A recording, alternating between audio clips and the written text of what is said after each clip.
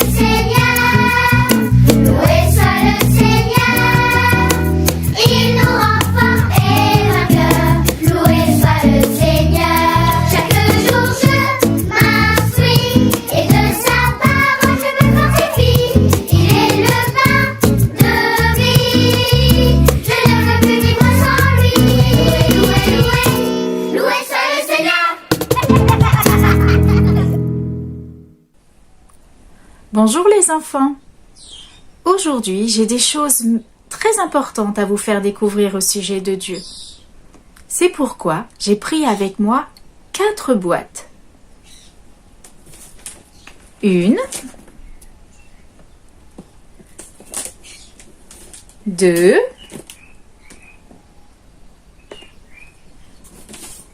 3,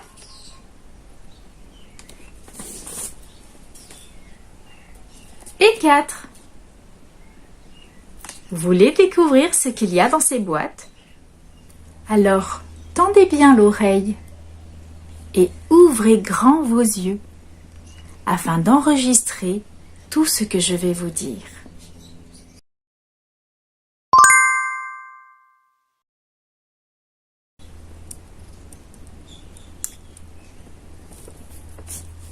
Je prends la première boîte. Elle me fait penser à la nature. Elle est jolie, toute pleine de couleurs. Mais je la retourne parce que c'est de l'autre côté de la boîte qui m'intéresse. Oh! Qu'est-ce que c'est? Il y a une serrure. Il me faut une clé. Attendez. Je crois que j'ai ce qu'il me faut. C'est celle-là.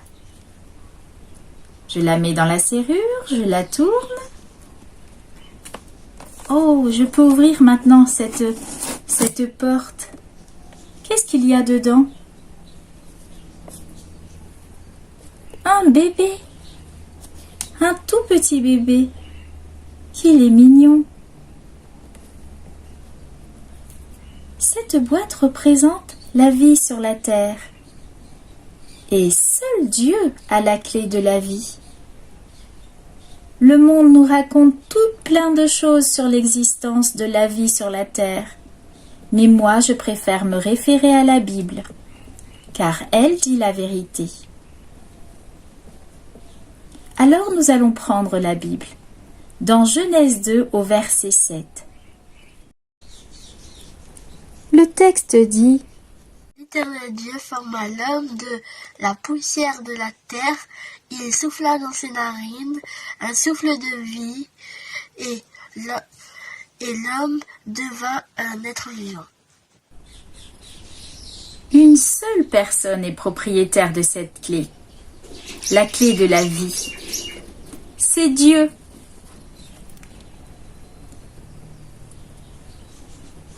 C'est lui qui est à l'origine de tout. Il a créé les montagnes, les océans, le ciel, la verdure, les animaux de l'eau, les animaux du ciel, les animaux de la terre. Il a tout créé et il a créé l'homme. Et il leur dit: multipliez la terre.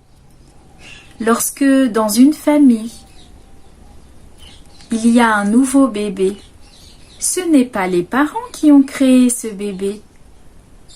C'est Dieu qui a transmis la vie à ses parents. Et ses parents transmettent la vie au bébé.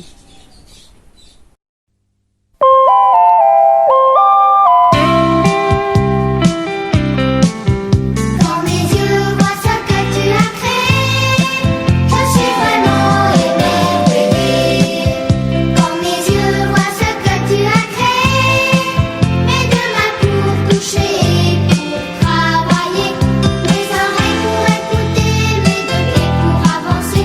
Quand mes yeux voient ce que tu as créé,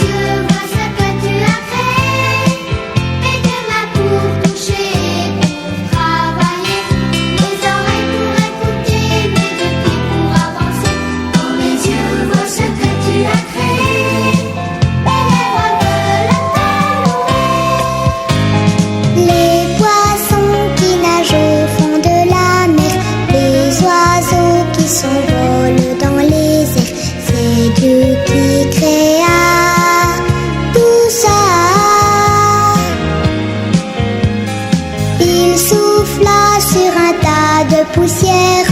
Et soudain l'homme ouvrit les paupières. C'est lui qui a fait tout ça.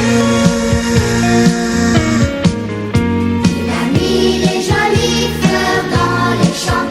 Il a fait les fourmis, les éléphants. Mon cœur est rempli d'admiration quand je regarde, mon Jésus, ta création. Quand mes yeux voient ce que tu as créé, je suis vraiment émerveillée. Quand mes yeux voient ce que tu as créé, mes deux mains pour toucher et pour travailler, mes oreilles pour écouter, mes deux pieds pour avancer. Quand mes yeux voient ce que tu as créé, mes lèvres veulent t'allouer. Dieu a mis Adam et Ève dans le jardin. Ils pouvaient faire tout ce qu'ils voulaient. Gambader avec les animaux, se baigner dans la rivière, manger des fruits. Mais Dieu avait donné cet ordre. Tu peux le retrouver cet ordre dans Genèse 2 au verset 16 et 17. L'Éternel Dieu donna cet ordre à l'homme. Tu pourras manger de tous les arbres du jardin, mais tu ne mangeras pas de l'arbre de la connaissance du bien et du mal, car le jour où tu en mangeras, tu mourras. Oh, je dois maintenant vous parler d'une autre clé. Cette clé s'appelle la clé du mal. J'aurais préféré ne pas avoir à vous en parler. Mais le mal existe. Il faut que vous soyez avertis. Alors je prends la deuxième boîte. Ouh là, qu'elle est sombre. Je la retourne.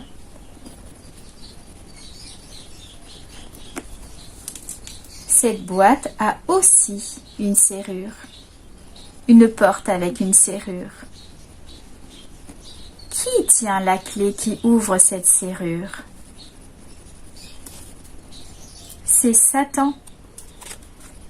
Lorsqu'il a introduit le péché dans le monde, il a ouvert cette boîte. Oh, il ne s'est pas présenté tout affreux, comme souvent on peut le voir dans les films ou sur les images. Il ne s'est pas présenté avec sa fourche et sa grande queue.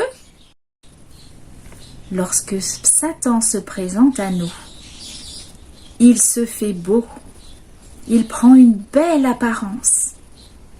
Lorsqu'il est entré dans le jardin d'Éden, il a pris l'apparence du plus merveilleux des animaux, le serpent.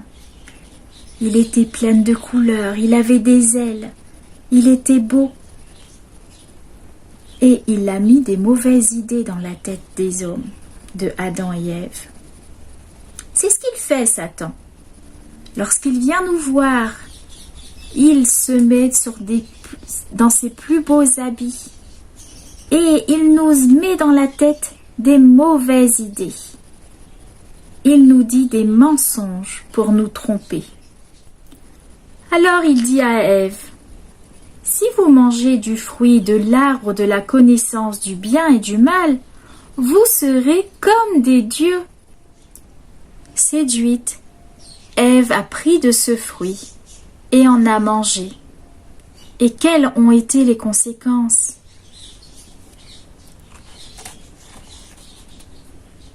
Des guerres. Pas seulement les guerres entre les pays, pas seulement comme l'Ukraine et la Russie et d'autres pays, mais aussi des guerres dans les familles, entre frères et sœurs, entre papa et maman, entre enfants et parents. Une autre conséquence, la violence. Je n'ai pas besoin de vous dire ce que c'est la violence. On en voit de partout. À l'école, à la télévision, dans les actualités.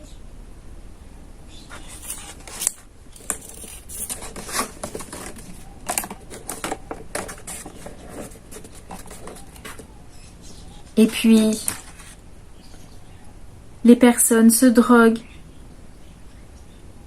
ne prennent pas soin d'eux parce qu'ils sont en dépression, qu'ils ne peuvent pas supporter tout ce mal.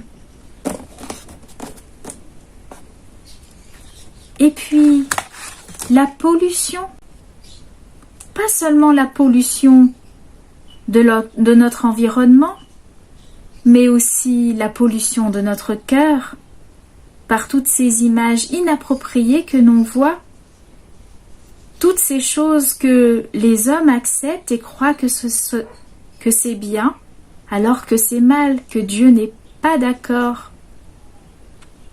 La pollution de notre cœur. Il y a pourtant un remède à tous ces maux. La Bible. Dieu nous a laissé sa parole pour qu'on sache comment se comporter pour être heureux. La Bible est comme un médicament.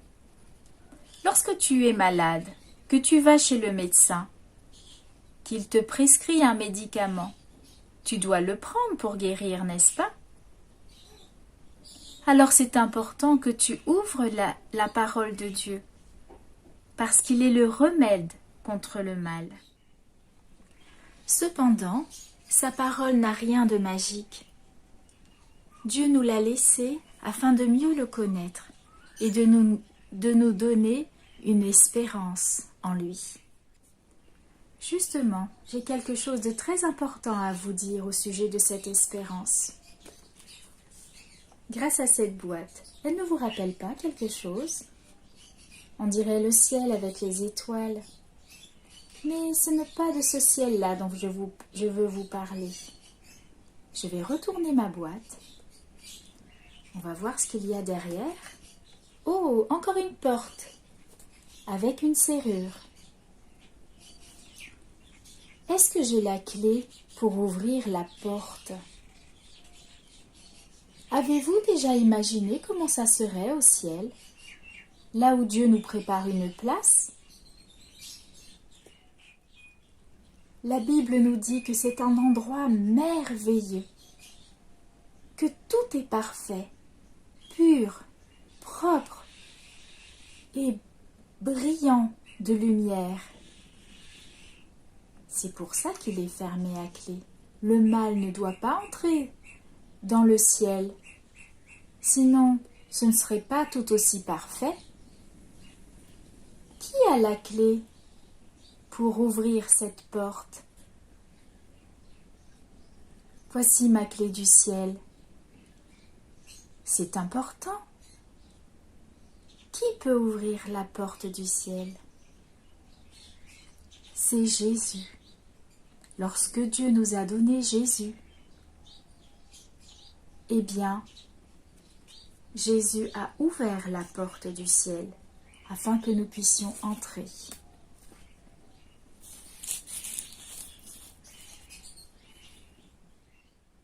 Jésus est venu sur la terre pour vivre comme nous.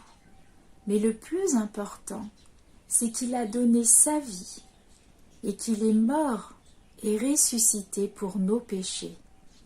C'est ce qui nous ouvre la porte du ciel. Alors, comment pourra-t-on entrer dans le ciel? Eh bien, c'est simple.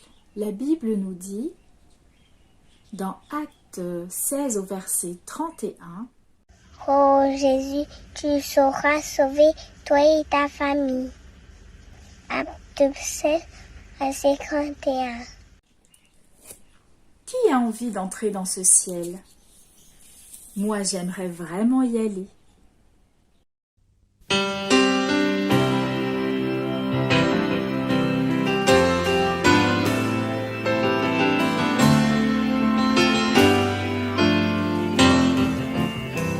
Il nous faut croire, il nous faut croire en lui. Il nous faut croire, il nous faut croire en lui. Il nous faut croire,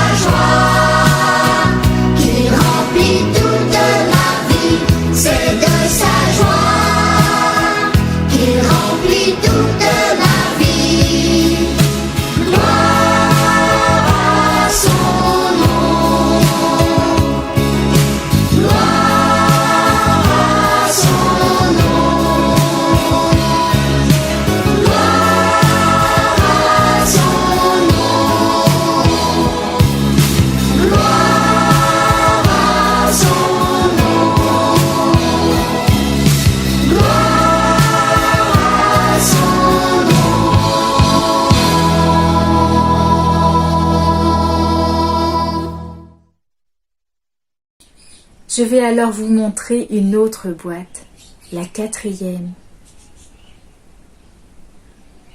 Cela représente mon cœur et aussi ton cœur. Pour entrer au ciel, je ne peux pas entrer si mon cœur est tout sale, parce que le ciel est un endroit merveilleux, mais fermé au mal. Et il y a une seule personne qui pourrait nettoyer mon cœur. Sais-tu qui est-ce? Mais oui, c'est Jésus. Il dit dans Apocalypse: Bonjour, Apocalypse 3 au verset 20. Voici, je me tiens à la porte et je frappe. Si quelqu'un entend ma voix et ouvre la porte, j'entrerai chez lui, je souperai avec lui et lui avec moi.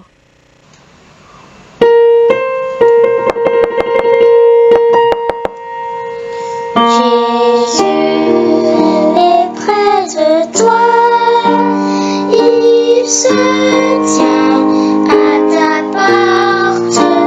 Jésus est tout près de toi, il frappe encore à ta porte.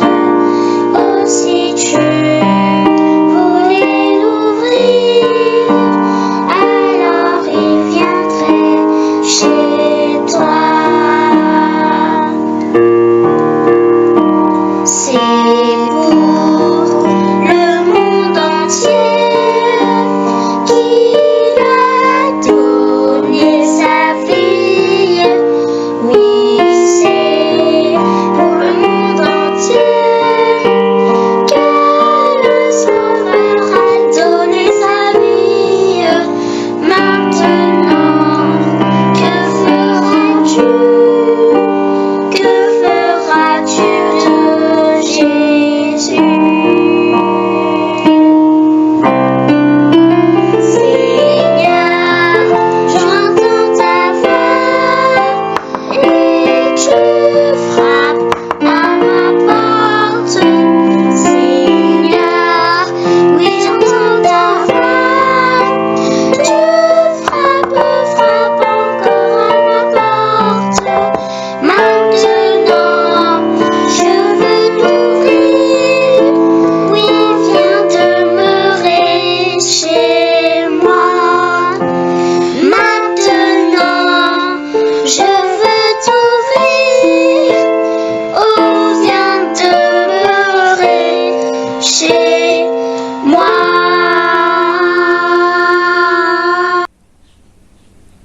Je l'ouvre ou je ne l'ouvre pas? Mais c'est fermé. Où est la clé de cette boîte? Ici, j'ai la clé de la vie. C'est Dieu qui la tient. Ici, j'ai la clé du mal. C'est Satan qui me donne des mauvaises pensées. Ici, j'ai la clé du ciel. Jésus est mort et ressuscité pour moi, pour nous sauver. Mais je n'ai pas de clé pour le cœur. Qui a la clé? Mais oui, je sais, la clé de ton cœur, c'est toi qui l'as. C'est à toi de l'ouvrir de l'intérieur. Personne ne peut l'ouvrir, ni ta mère, ni ton père, ni même la monitrice de l'école du sabbat, ni le pasteur. Personne ne peut l'ouvrir à ta place. Et Jésus n'ouvrira pas ton cœur si tu ne veux pas.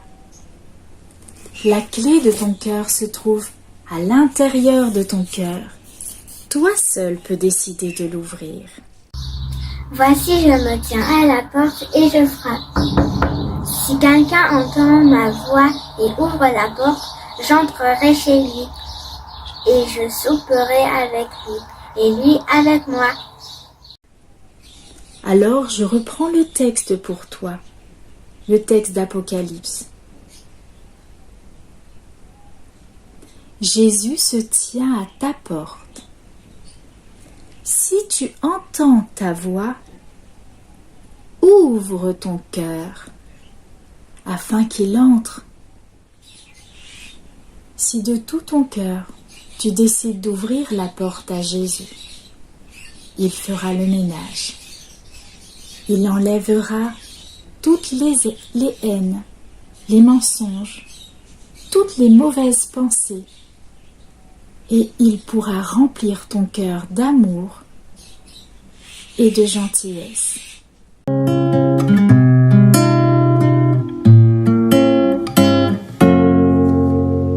Un jardin si beau, si parfait, que Dieu a créé pour moi. Des fleurs de toutes les couleurs, des fruits sucrés avec tant de saveur, des animaux par milliers, des lions qui jouaient avec des chatons.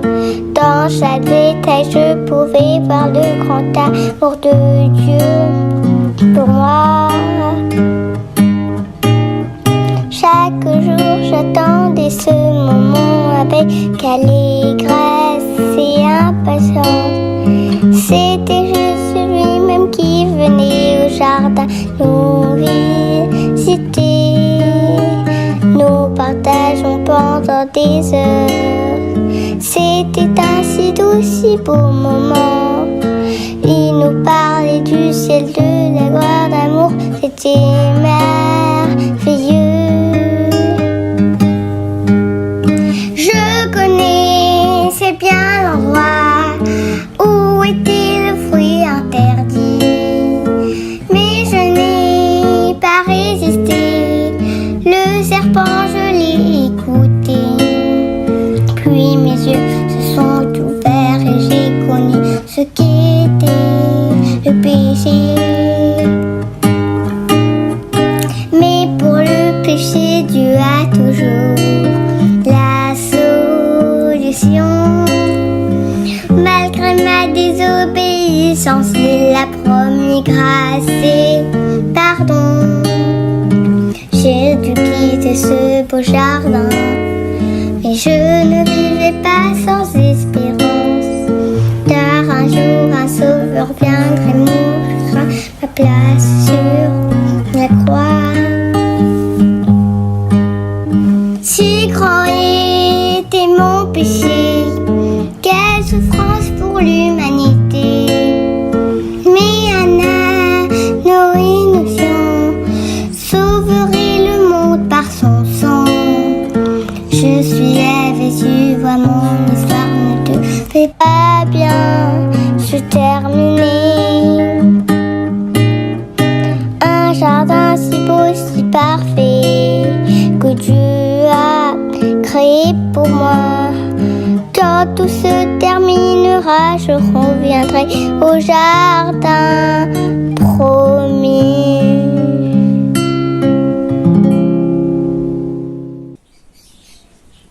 Es-tu prêt à donner ton cœur à Jésus? Alors prions. Seigneur notre Dieu, notre Père qui est dans le ciel, merci pour ces cadeaux que tu nous as donnés, pour ce monde merveilleux que tu as créé pour nous. Merci pour ton Fils que tu nous as donné, afin de nous sauver, de nous délivrer du péché. Seigneur, ce matin, nous voulons te laisser entrer dans notre cœur. Enlève tout ce qui n'est pas de toi et aide-nous à grandir spirituellement avec toi, avec ton amour. Aide-nous à le partager avec tous ceux qui nous entourent. Aide-nous à nous préparer tout propre pour ta prochaine venue, afin que nous entrions dans le ciel et que nous te retrouvons. C'est au nom de Jésus que je te demande toutes ces grâces. Amen. Je vous souhaite à tous de très bonnes vacances. Profitez bien de tout ce temps libre pour profiter de la nature que Dieu a créée, pour passer du temps avec Dieu et en famille. Et nous nous retrouverons à la rentrée. À bientôt!